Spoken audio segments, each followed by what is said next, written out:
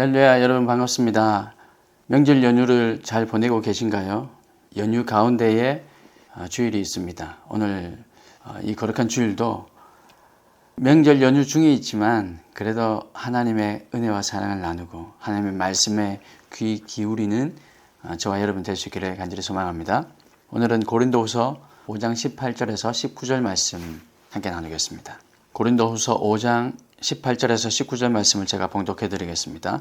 모든 것이 하나님께로서 났으며 그가 그리스도로 말미암아 우리를 자기와 화목하게 하시고 또 우리에게 화목하게 하는 직분을 주셨으니 곧 하나님께서 그리스도 안에 계시사 세상을 자기와 화목하게 하시며 그들의 죄를 그들에게 돌리지 아니하시고 화목하게 하는 말씀을 우리에게 부탁하셨느니라.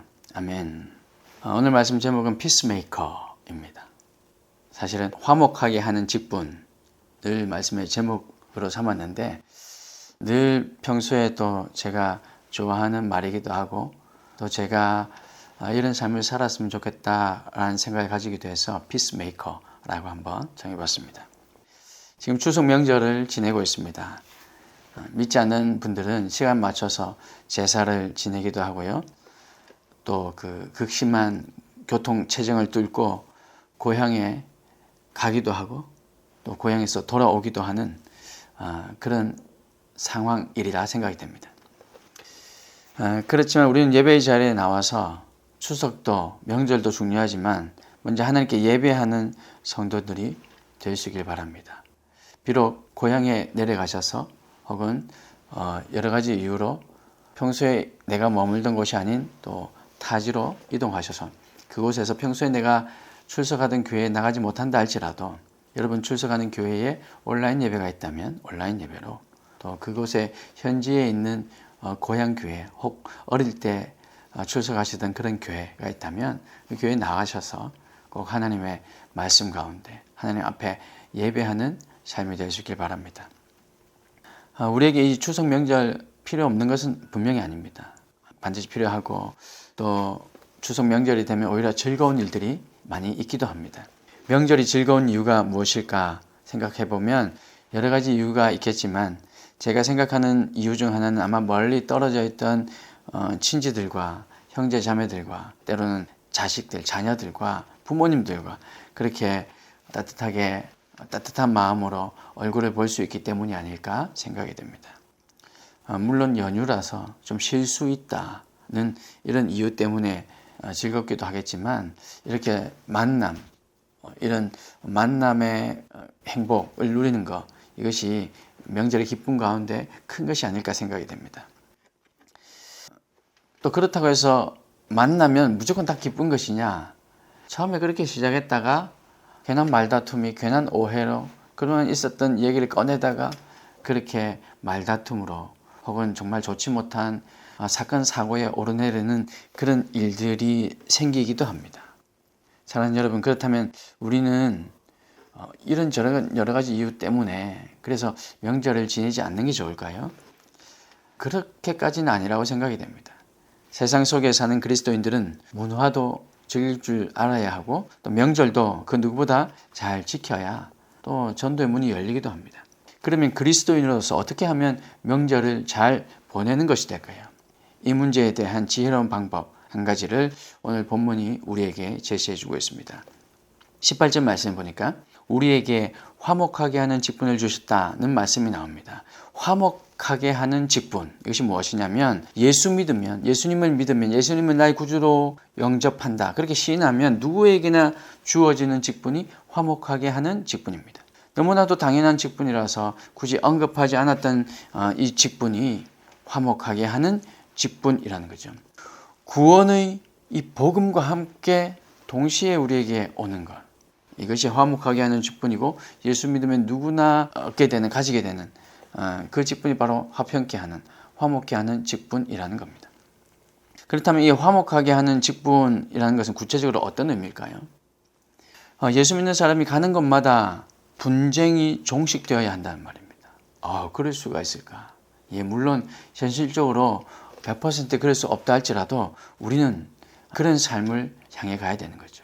화목하게 하는 직분을 가진 우리가 갈 때는 그런 마음을 가지고 어디든 어느 공동체든 임해야 한다는 뜻이 아닐까 생각이 됩니다. 예수 믿는 며느리가 오면 싸우던 집안이 편안해지는 거죠. 또 분쟁이 일어나고 서로 으르렁대는 그런 형제가 예수 믿는 아들이 오면 편안해지게 되는 것. 이것이 화목하게 하는 직분.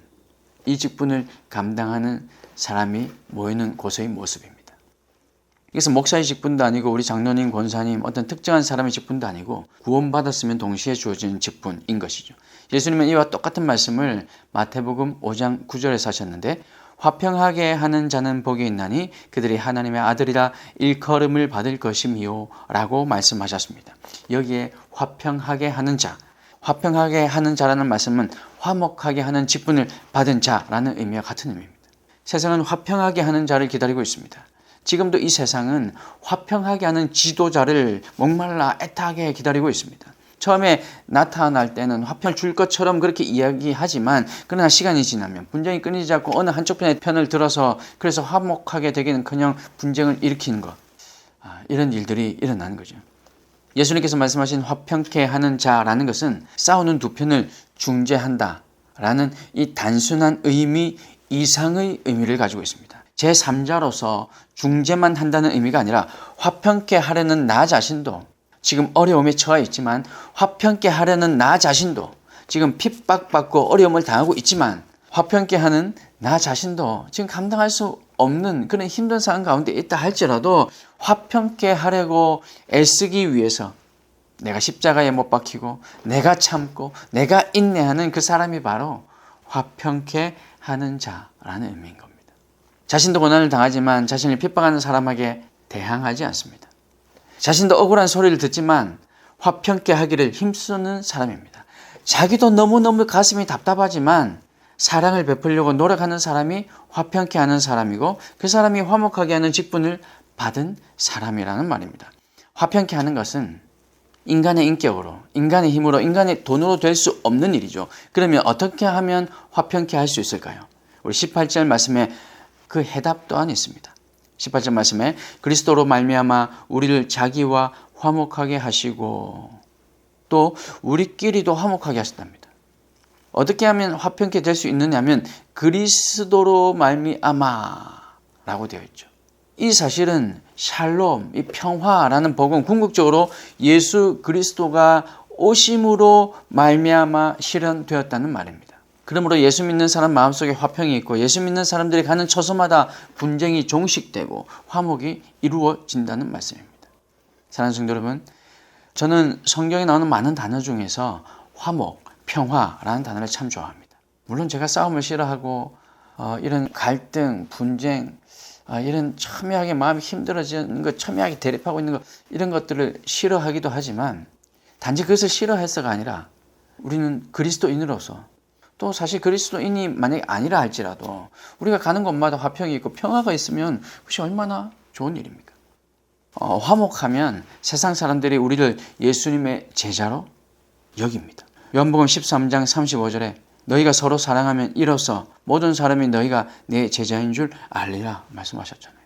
우리가 서로 화목하고 사랑해야 합니다. 서로 화목하고 분쟁이 없으면 이 교회가 저게 정말 하나님 나라구나 라고 생각하는 겁니다. 그래서 화목이 얼마나 중요한지 모릅니다. 하나님의 아들이라 일컬음을 받을 수 있는 저것이 정말 교회구나 라고 생각할 수 있는 그 조건이 바로 화목하는 것이라는 거죠. 제가 목회하는 중요한 이유는 화목시키기 위해서입니다. 물론 제 힘으로 제 새치혀로 제가 가진 능력으로 감당할 수 없는 일임은 너무나도 잘 알고 있지만 저를 통해서 하나님의 역사가 이렇게 일어나길 원한다는 것이죠. 하나님과 우리 사이를 화목하게 하고 이웃과 이웃 사이를 화목하게 하려고 그렇게 목회하고 있는 겁니다. 이 화목을 맛본 사람은 참 자유, 참된 평화를 알게 됩니다. 예수님은 세상을 화평케 하려고 오신 하나님의 아들이셨습니다. 그래서 요한복음 14장 27절 말씀에 보면 평안을 너에게 끼치노니 곧 나의 평안을 너에게 주노라 말씀하셨습니다. 예수님으로 말미암아 평화가 시작되고 예수님으로 말미암아 화목이 시작된다는 것이죠. 그러므로 예수 그리스도를 모르면서 평화를 말한다는 것은 우스운 이야기이고 사실 무리인 겁니다. 십자가의 정신을 알고 있는 사람, 내가 온전히 십자가에 못 박힌 사람만이 이 화평을 논할 수 있습니다. 십자가의 그 고난을 당하는 것만큼이나, 물론 감히 예수님의 그 고난과 비교할 수 없지만 그것만큼이나 참아내고 화평을 위해서, 평안을 위해서 참고 희생하는 것이 힘들기 때문입니다. 내가 그리스도와 함께 십자가에 못 박힌 사람만이 나의 고집과 혈기가 십자가에 못 박힐 수 있고, 또 그런 사람만이 화평을 말할 수 있다는 뜻입니다. 이것을 위해서 주님께서 우리에게 오셨습니다. 예수님을 바로 알아야 평화의 진정한 의미를 알게 된다는 말이죠. 예수님께서 우리에게 주신 그 평화, 예수님과의 그 교제성에서 예수님을 정말로 제대로 알아야 진정한 그 평화의 의미를 알 수 있습니다. 특히 그리스도의 십자가 없이 평화를 논한다는 것 자체는 말하기 힘든 일이죠. 왜냐하면 그리스도의 십자가야말로 평화를 이루어 놓으신 가장 최고의 증표이고, 원수 맺는 것을 해결하시고 모든 것을 감싸 안으시고 화해와 용서의 장이 바로 그 십자가였기 때문입니다. 이 모든 것이 그래서 십자가에서 시작된 것이죠. 이것을 골로새서 1장 20절 말씀에 이렇게 기록하고 있습니다. 그의 십자가의 피로 화평을 이루사 만물 곧 땅에 있는 것들이나 하늘에 있는 것들이 그로 말미암아 자기와 화목하게 되기를 기뻐하십니다. 저와 여러분으로 인해서 분쟁이 있던 곳이 화평한 모습으로 변화되는 것을 나 예수가 보고 싶어 한다라는 말씀인 거죠. 화해 못하고 미워하는 사람들 가운데 우리가 감으로 이것으로 말미암아 서로 화해하고 용서의 약속을 내미는 그 모습을 보고 싶다라는 말씀이 방금 제가 읽어드린 골로새서 1장 20절 말씀입니다. 다시 한번 보실까요? 그의 십자가의 피로 화평을 이루사 만물 곧 땅에 있는 것들이나 하늘에 있는 것들이 그로 말미암아 자기와 화목하게 되기를 기뻐하십니다. 이 말씀을 기초로 한다면 화평케 하는 방법이 무엇이겠습니까? 어떻게 하면 화평케 하는 사람이 될 수 있을까요? 그래서 바로 십자가, 이것이 유일한 길입니다. 평화는 철두철미하게 십자가의 정신을 실천하는 데서 출발한다는 사실을 우리는 기억해야 됩니다. 십자가의 정신이 무엇일까요? 십자가의 정신은 물질보다 화목을 우선하는 것이 십자가의 정신입니다. 자신의 감정보다는 하나님의 나라를 먼저 생각하는 것, 이것이 십자가의 정신이죠. 십자가의 정신은 원수를 친구 삼는 것, 이거 정말로 어렵습니다. 그것을 십자가의 정신이라 얘기합니다. 그래서 화해의 악수를 먼저 청하는 사람이 십자가를 아는 사람인 겁니다. 십자가의 정신은 분쟁을 종식시키기 위해서 자신을 십자가에 못 박히게 내주는 희생, 이런 희생의 정신을 가진 사람, 이런 희생의 정신을 십자가의 정신이라고 얘기합니다. 그리고 더 나아가서 십자가의 정신은 듣기는 속히 하고 말하기는 더디하는 것, 이것이 십자가의 정신이죠. 사실 이거 어렵잖아요. 내가 하고 싶은 말, 내가 지금 대화 속에서 나 지금 이 말 하지 않으면 너무 억울할 것 같은데, 그런데 먼저 듣고 그리고 내가 해야 될 말을 나중에 하는 것, 여러분 저는 이것도 어렵다고 생각이 됩니다. 저는 참 어려웠습니다. 그러나 이것을 하나하나 한 번 한 번 실천할 때마다 하나님의 은혜가 느껴집니다. 평화가 느껴집니다. 평화가 체험됩니다. 내가 말하려고 하던 그것을 상대방의 말을 끊지 않고 한번 참음으로 인해서 시간이 지나면 그 대화의 끝을 향해 달려가면 내가 참길 잘했다. 내가 먼저 말하지 않길 잘했다. 이런 때가 얼마나 많은지 몰라요. 이것조차 참기가 쉽지 않습니다만 이것을 참는 것, 이것이 십자가의 정신입니다. 이 십자가의 정신을 회복함으로 말미암아 여러분의 가정과 여러분의 직장과 우리가 속한 이 공동체가 천국이 되고 평화가 넘쳐 날 수 있기를 주님의 이름으로 축복합니다. 이것이 천국이죠. 그러므로 화평케 한다는 것은 십자가를 진다는 말입니다. 가정의 평화를 위해서 가정의 십자가를 내가 진다는 말이고, 형제와 우애의 기시 내기 위해서 그 형제의 십자가를 내가 진다는 말이고, 교회가 화목하기 위해서 그 공동체의 십자가를 내가 진다는 말입니다. 여러분, 그런데 여기서 우리가 좀 더 깊이 한 걸음 더 나아가면요, 무조건 참는 것만이 십자가를 지는 것은 아닙니다. 참는 것, 십자가를 지는 것 맞습니다. 그러나 이제 그 참는 단계를 넘어서면요, 참아서만 해결되는 것이 아니구나. 그래서 누군가는 손가락질 받아도 그래도 이것을 우리 흔히 시체말로 총대를 맬 사람, 그런 총대를 맬 수 있는 것도 십자가의 정신이라고 때라는 생각이 됩니다. 이것을 잘 판단해야겠죠. 그래서 십자가를 짓는 일이기 때문에 화평케 하는 사람이 되기란 쉽지 않습니다. 여러분, 참는 것도 어려운데 때로는 모든 사람들의 비난을 감수하면서 총대를 매는 것, 이것도 얼마나 어려운 일인지 모릅니다. 이 모든 것이 십자가를 짓는 일인 거죠. 이런 십자가를 짓는 일, 화평케 하는 사람을 만들기 때문에, 그래서 이것이 어려운 일인 겁니다. 그러나 여러분, 어렵다고 화평케 하는 자 되기를 포기할 수도 없는 일입니다. 마태복음 5장 9절에 의하면 화평케 하는 자가 된다는 것과 하나님의 아들이 된다는 것은 동시에 일어나는 사건이기 때문에 우리는 포기할 수 없죠. 화평케 하는 자가 되기를 포기한다는 것은 하나님의 아들이 되기를 포기한다는 건데요. 그래서 화평케 하는 자가 되기를 포기하는 것은 어쩌면 구원받기를 포기한다는 것과 거의 동일한 얘기가 아닐까 생각이 됩니다. 쉽지 않지만 그래서 우리는 화평케 하는 자 되기를 결단해야 됩니다. 구원받았으면 화목케 하는 직분을 주셨듯이 하나님의 아들의 일컬음을 받는 모든 사람은 화평케 하는 사람이라는 말입니다. 이 직분이 얼마나 복된 직분인지 모릅니다. 우리가 가는 곳마다 화목이 넘쳐나면 세상 사람들이 우리를 주목하기 시작하죠. 세상 사람까지 갈 필요도 없습니다. 믿는 우리 가운데에도요.